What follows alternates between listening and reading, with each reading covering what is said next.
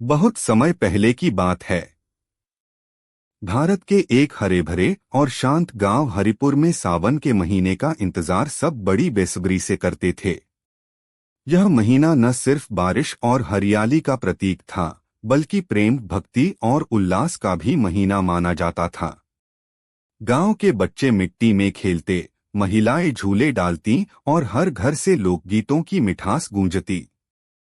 हरिपुर की इस कहानी का केंद्र है कोमल नाम की एक 13 साल की लड़की, जो अपनी दादी के साथ रहती थी। उसके माता पिता शहर में काम करते थे और साल में एक दो बार ही गांव आते थे। लेकिन कोमल को शहर से ज्यादा अपने गांव से प्यार था।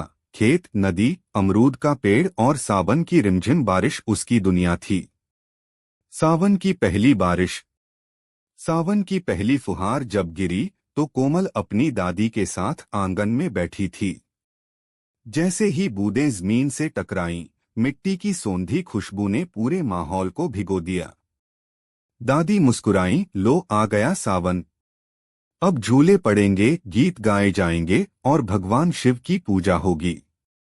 कोमल के लिए सावन का मतलब था झूले, लोकगीत, भुट्टे, मेंढक की टर्राहट और पेड़ों की नमी से लिपटी कहानियां। पेड़ पर झूला और सहेलियों की टोली। दूसरे ही दिन कोमल अपनी सहेलियों के साथ गांव के पुराने पीपल पेड़ के नीचे पहुंची। सबने मिलकर झूला बांधा।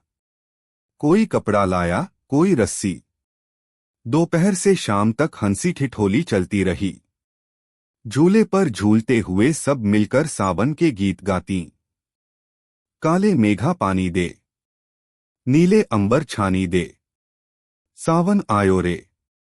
इन गीतों में छिपी भावनाएं सिर्फ शब्द नहीं थीं, वो मौसम की आत्मा थीं। नदी की कहानी और शिव पूजा। हरिपुर में एक छोटी सी नदी बहती थी, चंद्रा नदी। सावन आते ही उसमें पानी भर जाता और गांव की औरतें वहीं पर जल लेकर भगवान शिव का अभिषेक करतीं। कोमल भी दादी के साथ एक दिन जल भरने गई। रास्ते में दादी ने एक कहानी सुनाई। एक बार की बात है, पार्वती माता ने भगवान शिव को पति रूप में पाने के लिए सावन के पूरे महीने व्रत रखा। उन्होंने बेलपत्र चढ़ाए, उपवास किया और अंत में उनकी तपस्या सफल हुई। तभी से सावन में शिव पूजा का विशेष महत्व है। कोमल ने भी मन ही मन भगवान शिव से प्रार्थना की, हे भोलेनाथ, दादी हमेशा स्वस्थ रहें और मम्मी पापा जल्दी गांव आएं। गांव का मेला और पहली मोहब्बत की हल्की सी छाया। सावन के तीसरे हफ्ते में गांव में एक छोटा सा मेला लगता था। झूले, खिलौने, मिट्टी के बर्तन, बांसुरी और मिठाइयों की दुकानों से मेला सज जाता। कोमल की नजर वहां एक लड़के अर्जुन पर पड़ी, जो शहर से अपने मामा के यहाँ आया था। उसने एक बांसुरी खरीदी और वहीं बैठकर कुछ सुर छेड़े। कोमल पहली बार किसी के लिए यूं मुस्कराई थी। दादी ने उसकी आंखों की चमक देख ली और धीरे से बोली, सावन है बिटिया, मन हरियाला हो जाता है, पर सावधानी भी जरूरी है। कोमल ने शर्माते हुए सिर झुका लिया। बिछड़ने का दिन। सावन का आखिरी सप्ताह था। अर्जुन को शहर लौटना था। जाते जाते वह कोमल को वही बांसुरी थमा गया, बिना कुछ कहे।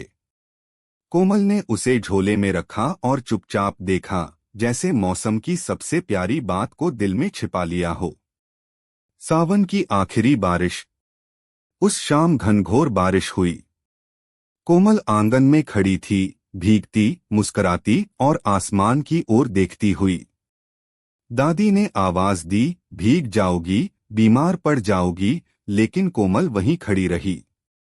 उसे लगा ये बारिश अर्जुन की आखिरी मुस्कान जैसी है, जो उसके दिल में हमेशा के लिए रह जाएगी। कहानी का अंत। सावन बीत गया।